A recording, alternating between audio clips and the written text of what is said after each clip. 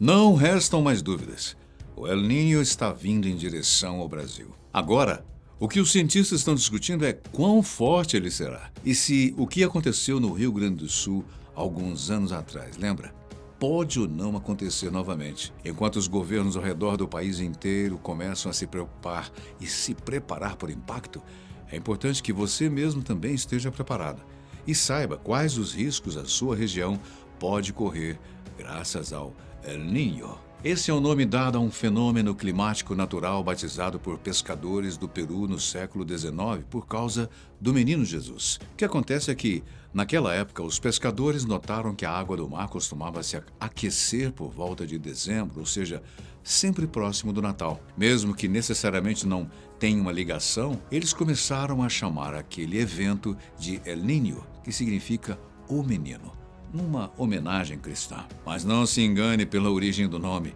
O El Niño é um evento que pode trazer consequências bem graves para a região, principalmente quando falamos de suas versões mais fortes. E talvez você não saiba, mas além do El Niño, existe também La Niña, o fenômeno exatamente pelo qual nós estamos passando agora mesmo. La Niña é um fenômeno oposto, ou seja, em vez da água do mar aquecer-se, ela esfria, sendo que é responsável para trazer o clima mais frio para o Brasil. Mas, se existem dois eventos climáticos, por que o El Niño costuma ser tratado como mais perigoso? Bem, na verdade, os dois eventos podem ser perigosos, mas o que acontece é que o El Niño acaba recebendo uma ajudinha do aquecimento global, e eu já te explico como. Se preparar para o El Niño não é uma tarefa fácil, pois ele não é um evento que acontece em intervalos irregulares.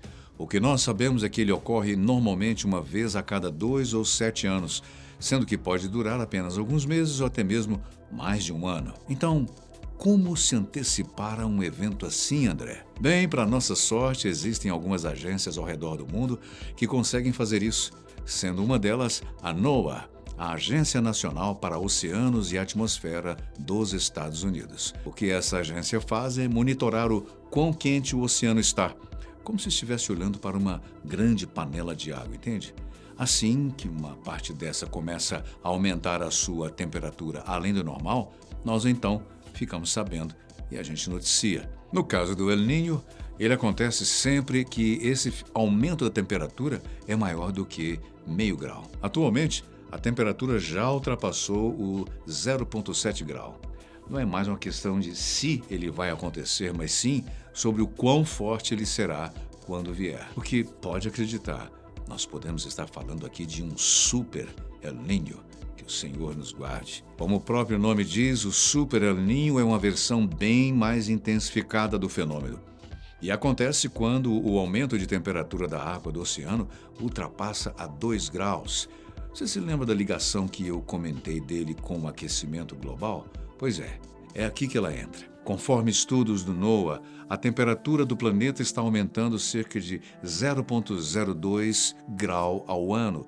Isso faz com que cada El Niño que se forma seja sempre um pouquinho mais quente e também mais perigoso do que o anterior. Só para você ter uma ideia, nos últimos 120 anos de análises nós tivemos um único Super El Niño nos primeiros 60 anos e outros 5 nos últimos 60 anos. Isso apenas mostra como há uma relação direta entre o aquecimento global com esse fenômeno tão perigoso. Atualmente, o NOAA se pronunciou dizendo que existe uma chance de 63% de que o Super El Niño tenha chegado ao Brasil. Para piorar tudo, há até mesmo um relatório do NOAA indicando que a última vez em que um evento tão forte aconteceu foi em 1950. Esse definitivamente é um visitante que nós não gostaríamos de receber por aqui. Com tudo isso dito, há duas perguntas que precisamos responder e que você provavelmente já está se fazendo. Quando exatamente ele chega e o que acontece quando ele chega? Para a primeira pergunta, nós sabemos que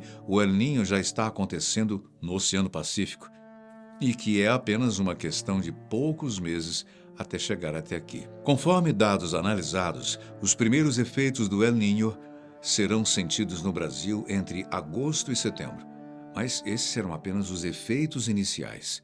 Os piores momentos, aqueles em que ele poderá efetivamente se transformar num super El Niño, acontecerão entre novembro e fevereiro. Isso nos leva à segunda pergunta que temos que responder: o que vai acontecer? Bem, a primeira coisa que você deve saber é que, para cada região, os efeitos são diferentes. Por exemplo, no Norte e Nordeste, acontece um período de seca. Nessas regiões, as chuvas param, o que acaba afetando diretamente o abastecimento de água em várias regiões. Já no Sudeste e Centro-Oeste, as consequências não estão entre as mais graves, graças a Deus. O que acontece é que a temperatura média do ar se eleva, causando tempo mais seco, ondas de calor e rajadas de vento e tempestades anormais. O principal problema aqui é justamente as queimadas que o período seco e instável pode trazer. Para se antecipar a esse cenário, o governo de São Paulo já está agindo.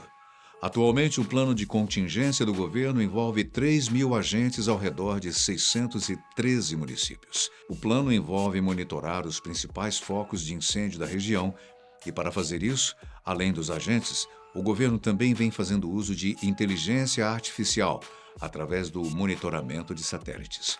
Esse é um exemplo de antecipação, pois, como eu disse, nós já sabemos que o El Niño está vindo, então cabe a nós nos prepararmos para ele. Mas, dentre todas as regiões do Brasil, a que mais preocupa os especialistas é a região sul, que sempre costuma ser a mais afetada. Você com certeza se lembra das enchentes de 2024, né? Terríveis, danos enormes.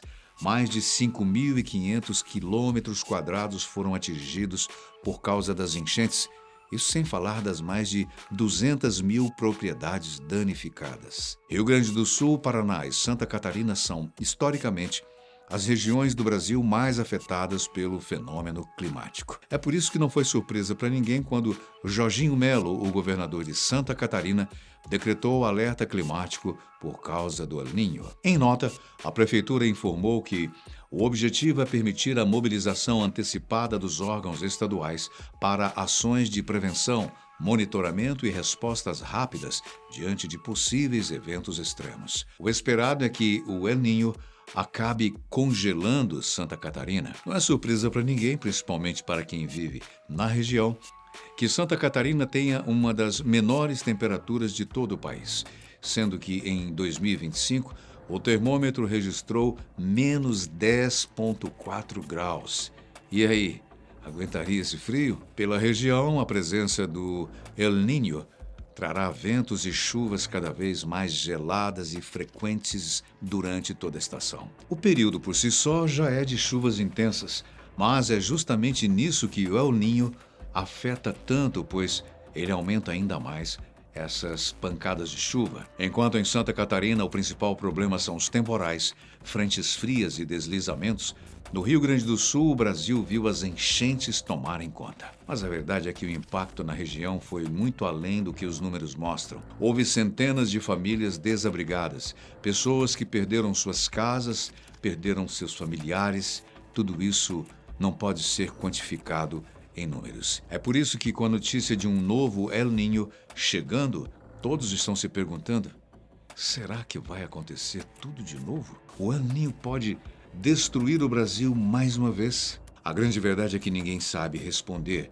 a essas perguntas. Nós sabemos que o El Niño está vindo e sabemos que ele será forte, mas acontece que o que aconteceu em 2024 não foi culpa apenas dele. Nós já tivemos eventos climáticos poderosos em solo brasileiro, como em 1997 e em 2015, mas apenas um deles, em 2024, fez um estrago tão grande. Não há como prevermos qual será o impacto, mas nós podemos nos preparar para ele. O governo do Rio Grande do Sul já confirmou um programa de prevenção, com um investimento superior a 71 milhões de reais. A ideia é que 141 municípios locais poderão solicitar um repasse de 200 a 300 mil reais para poderem se preparar para esse evento climático. Esse dinheiro será utilizado para sistemas de monitoramento, pequenas obras de drenagem e também na sinalização de rotas para a evacuação. Infelizmente, a grande verdade é que, se um acidente naquela mesma intensidade se repetir,